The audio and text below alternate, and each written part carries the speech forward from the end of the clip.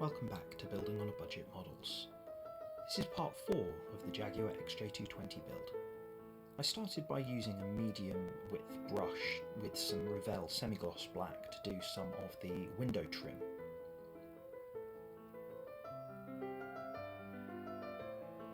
This would mainly be under glass, but it was important to get it black. I then masked off some of the places that needed to be done in gloss black. Gave it 2 coats of the Wilko gloss black, and I'm pretty pleased with the results.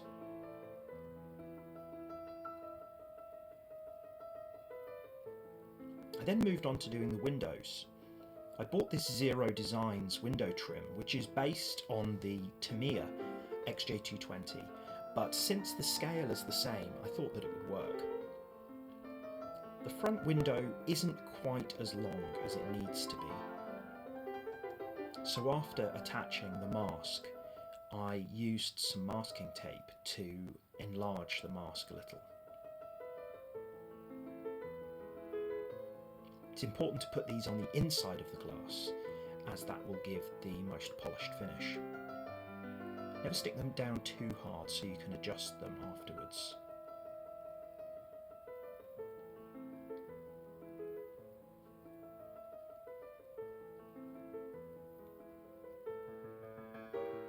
Some of the windows are moulded really nice and have a beautiful shine to them.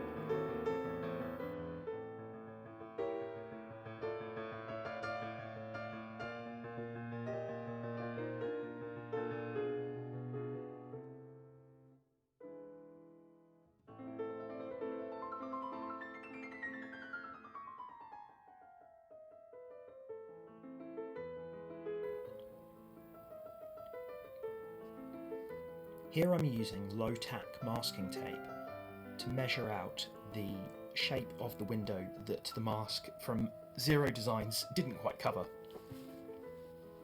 I trace around the outside of the window using my craft knife to get the right shape.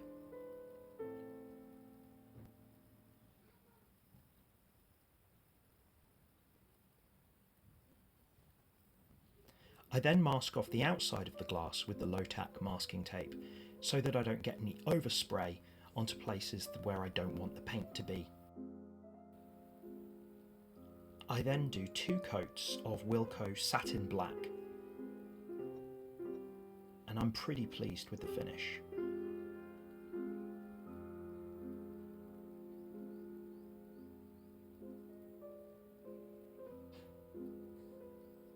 I use my sharp pointed tweezers to get underneath the tape to pull off the masks, but I need to be very careful so that I don't scratch any of the now exposed clear parts.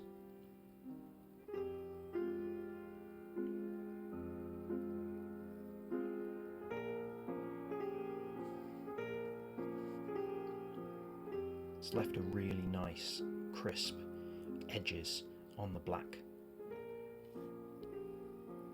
I then did a quick test fit to see how it would look. I'm happy with that.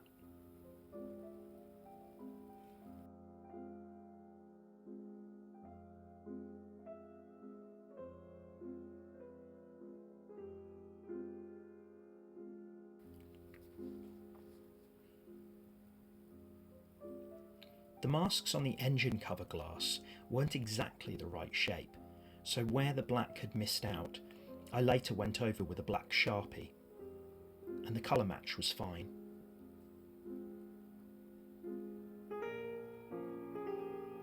It's very important to remove these masks gently and slowly so as not to remove any of the paint.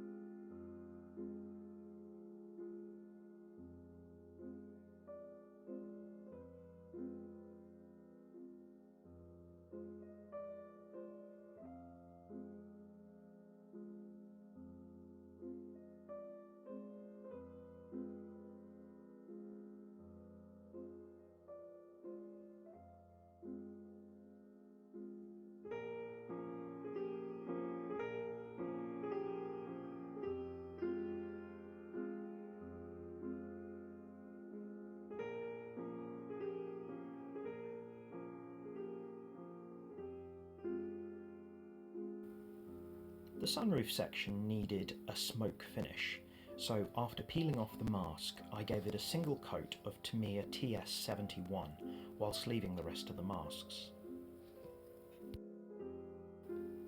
Whilst that was drying I went on to the diffuser.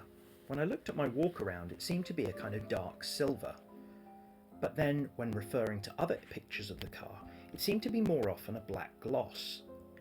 I decided to go with the black gloss as I thought it would give a greater contrast with the silver bodywork, and I used a broad brush and Revell acrylic No. 7 black gloss. I left the back of the tail lights silver though, so that they would give a shinier look when I put on the clear parts.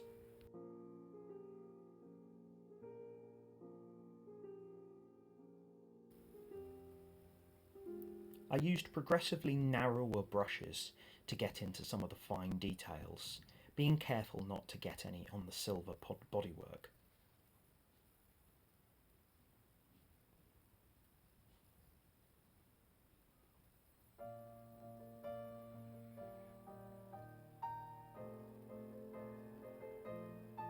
Here I'm using a 1mm thick brush to get into the very small crevice.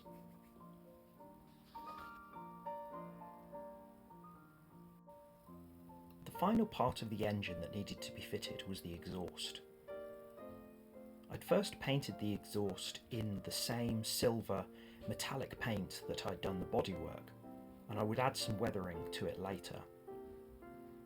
The tips of the exhaust were done in the same chrome as the wheels, and they fitted quite nicely. I again used just a little dab from my superglue pen. I felt the wheels themselves were too chrome and provided too much contrast. When I looked at examples of the car, they seemed to be exactly the same paint as the body itself, so I used the same Wilko metallic silver, and I think it made them look a lot better. The tyres are finished quite well, even though they have no real branding, just some funny shapes on the side to look like letters.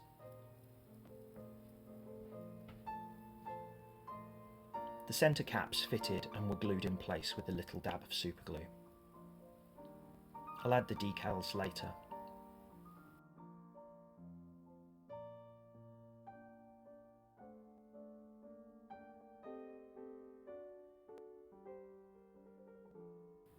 Now it was finally time to remove the masks from the windscreen. The low-tack masking tape came off with no problem, but the Zero Designs one was being stubborn and started to leave residue on the clear part itself. I was patient and careful so as to not cause any additional damage, but getting pretty annoyed at the same time. When I removed the masking tape off the reverse, my fears were realised. The smoke finish turned out quite nicely, but the windscreen itself looked terrible. I looked online for a solution and learnt that a cotton bud dipped in a little bit of olive oil would clear it up.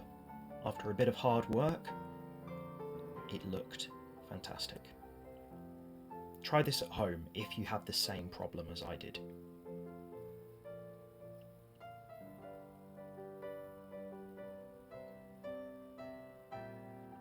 When it came to attaching the wheels, it's important to note that the rear are broader than the front.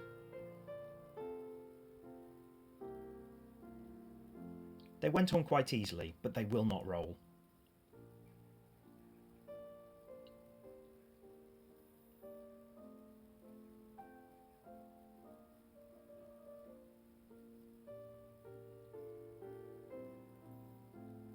Finally, it was time to add the iconic swooping rear wing.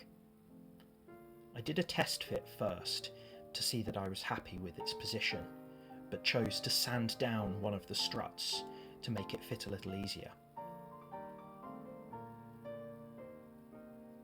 As the holes passed through into the underside of the car, I secured it in place by dabbing a little bit of superglue into the holes underneath.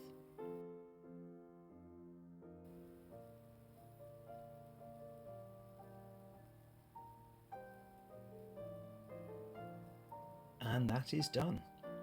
Next video will be the final assembly. Thanks for watching. Comment, like, share and subscribe, and I'll see you soon.